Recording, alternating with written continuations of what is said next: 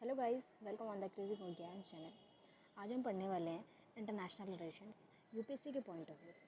ठीक है, कौन कौन से टॉपिक्स इंपॉर्टेंट होने वाले हैं आज इस बार के प्रीलिम्स 2026 में, आज हम वो देखने वाले हैं। ठीक है, पहला टॉपिक आता है क्वाड। ठीक है, क्वाड में इंडिया, यूएस, जापान और ऑस्ट्रेलिया इसके मेंबर्स हैं। ठीक है, 2025 में यानी पिछले साल 6th समिट हुई थी जो कि यूएसए में हुई थी। ये फाउंड करा गया 2024 में। ये क्वाड जो है किसी भी तरह का मिलिट्री या ट्रीटी बेस्ड अलायंस नहीं है, ये चीज़ ध्यान रखना है, क्योंकि अगर मिलिट्री अलायंस होता तो एक दूसरे के लिए पे हमला होने पे कुछ उनका भी रिएक्शन आता, बट ऐसा कुछ नहीं है। ट्रीटी बेस्ड अलायंस है ये सिर्फ, इसका कोई परमानेंट सेक्रेटेरिएट नहीं है, ये भी चीज़ ध्यान रखनी है।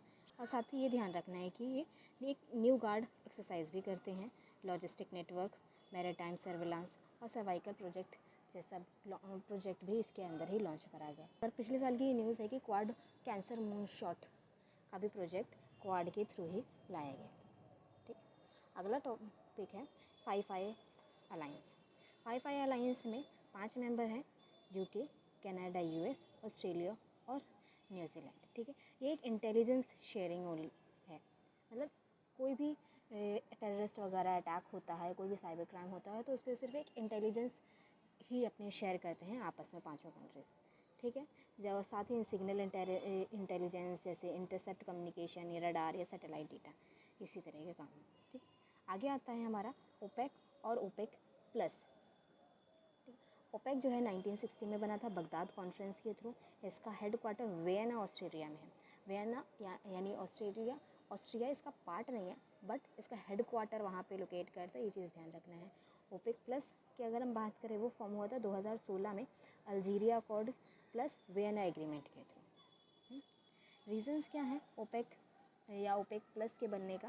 पहली बात यह है कि जो यूएस है, यूएस भी एक ऑयल प्रोड्यूसिंग कंट्री है, तो उसको काउंटर करने के लिए बनाया गया था। ठीक है, ताकि उसकी डोमिनेंस को काउंटर किया जा सके। पिछले साल 2025 ट्रेंड था कि चाइना काफ़ी डिमांड कर रहा था ऑयल की, जिसके वजह से प्राइजेस में काफ़ी इन्फ्लुएंस उसका दिख रहा था। ठीक है, और अगर हम इसके मेंबर्स की बात करें, ओपेक के जो मेंबर्स हैं हमारे, इसमें आप इसको याद रख सकते हैं कीविस और एंजल करके। के से कुवैत, आई से ईरान, वी से वेनेजुएला, आई से Iraq, S for Saudi Arabia, Algeria, UAE, Congo, Angola, Niger, Gabon, Equatorial Guinea और लीबिया। ओपेक में सिर्फ बाकी सारी कंट्रीज़ अफ्रीका और वेस्ट एशिया के सिर्फ वेनेजुएला ही है जो कि साउथ अमेरिका के से है। ठीक है, ये चीज़ ध्यान रखना है। इसी को एक्सपेंड करा गया है ओपेक प्लस। ओपेक प्लस की जो कंट्रीज़ हैं उसको आप ध्यान रख सकते हो MBBS मार्कोस के थ्रू। ठीक है, यानी मेक्सिको, बहरीन, ब्रुनई, सूडान। मार्कोस में Malaysia, Azerbaijan, Russia, Kazakhstan, Oman, South Sudan, ये सारे इसके मेंबर हैं। एक चीज़ ध्यान रखना है, ओपेक प्लस में एक नॉर्थ अमेरिका की कंट्री है सिर्फ मेक्सिको, और साउथ ईस्ट एशिया की जो कंट्री है बहरीन और मलेशिया। वो पूछ सकता है कि सिर्फ वेस्ट एशिया के मेंबर्स हैं, अफ्रीका के हैं और कोई सी कंट्री के नहीं है, नहीं, इसमें साउथ ईस्ट एशिया के बहरीन एंड मलेशिया हैं, और नॉर्थ अमेरिका का मेक्सिको है और साउथ अमेरिका का वेनेजुएला है। बाकी सारी कंट्रीज़ अफ्रीका और वेस्ट एशिया की ही हैं। ठीक है, इसके बाद आता है, अगर हम अफ्रीका पहुँचे ही हैं तो वहाँ का एक ऑर्गेनाइजेशन न्यूज़ में रही है इकोवास। हम देखते हैं इकोवास में 15 मेंबर्स हुआ करते थे पहले, अब इसमें 3 मेंबर ने एग्ज़िट कर दिया है, इस वजह से ये न्यूज़ में है। 3 मेंबर्स कौन कौन से एग्ज़िट करें हैं? माली, बुर्किना फासो और नाइजर। ठीक है, नाइजर है, नाइजीरिया ने एग्ज़िट नहीं करा, ये चीज़ ध्यान रखना। इकोवास बनाया गया था 1975 के ट्रीटी ऑफ लागोस से। इसका हेडक्वार्टर नाइजीरिया के अबूजा में है। ठीक, अगर हम इसकी बात करें, ये एक तरह से शेनेगन है वेस्ट अफ्रीका का। इसके अगर हम मेंबर कंट्रीज़ की बात करें, जो कि इसके अंदर 12 मेंबर्स हैं, ऐसे तो मतलब काफ़ी ईजीली याद नहीं है, आप ये इसकी लैंग्वेज के हिसाब से याद कर सकते हो, जो कि मैंने तरीका यूज़ करा है, आप भी कर सकते हो। पहला इंग्लिश स्पीकिंग अगर हम कंट्री देखें, जो कि इसका पार्ट है घाना, गाम्बिया, नाइजीरिया, लाइबेरिया और Sierra Leone. Ghana, Gambia, Nigeria, Liberia, Leone. ठीक है, दूसरा है फ्रेंच स्पीकिंग कंट्रीज़ हैं, जैसे Benin, Senegal, Cote de Ivoire, Togo, Guinea. ठीक है, ये 5 कंट्रीज़ है, Benin, Senegal, Cote de Ivoire, Togo, Guinea. अगर हम पोर्टुगीज़ की 2 कंट्रीज़ हैं, गैबो वर्डे और गिनी बिसाऊ, ये ध्यान रखना है। कंट्रीज़ ने एग्जिट करा है, उनका नाम जैसे बुर्किना फासो, माली, नाइजर है। इन्होंने एक अपना अलायंस बनाया, अलायंस ऑफ साहेल स्टेट 2023 और 24 में बनाया था इन्होंने। ठीक है, इसके अंदर लिप्तिया गुरमाओ ट्राइब ऑर्डर है। इसी के अंदर लिप्ताओ गुरमाओ ट्राइब ऑर्डर है, जो कि जैसे कि बुर्किना फासो होगा, ये माली हो गया, ये नाइजर, इनका ट्रांजैक्शन पे एक लोकेशन है लिप्ताओ गुरमाओ, जो कि उसी के नाम पे इन्होंने अपना एक पैक्ट बनाया है, जो कि एकदम नाटो की तरह ही है, जो कि एकदम नाटो की तरह ही एक्ट करता है, एक तरह से मिलिट्री अलायंस ही है। ठीक है, अगला टॉपिक है एससीओ में 10 फुल टाइम मेंबर हैं, 17 इसके पार्टनर्स हैं। शंघाई में ही इसको फाउंड करा गया था, हेडक्वार्टर बीजिंग में। 2025 में इसके समिट तियानजिन में हुआ था, जो कि चाइना में लोकेट करता है। इस टाइम पे एआई टेक्नोलॉजी के लेकर के काफ़ी चीज़ें एससीओ की पूरी मीटिंग काफ़ी न्यूज़ में थी। ठीक है, मीटिंग सिर्फ एआई से बेस्ड ही थी, टेक्नोलॉजी के रिलेटेड ही रही। ठीक, ये चीज़ ध्यान रखना है। ठीक, आगे है इसका रिसेंट प्लेज जो था 2025 के समिट में, वो था एससीओ के डेवलपमेंट बैंक को लेकर के था। ठीक है, इसके अगर हम मेंबर्स की बात करें तो मेंबर्स इसके 10 मेंबर हैं, आप इसे याद रख सकते हो। Put A brick, P for Pakistan, you for Uzbekistan, T for Tajikistan, I for India, Belarus, Russia, Iran, China, Kazakhstan, Kyrgyzstan. इसमें मैंने मेंशन कर दिया पाक 2017 और इंडिया 2017 में ज्वाइन करा है, उसके बाद ईरान ने 23 में और बेलारूस ने 24 में। ठीक है, इसमें 4 सेंट्रल एशियन कंट्री हैं प्लस चाइना और Russia, Uzbekistan, Tajikistan, Kyrgyzstan, Kazakhstan. ठीक है, इसमें तुर्कमेनिस्तान इसका मेंबर नहीं है, ये चीज़ ध्यान रखना है।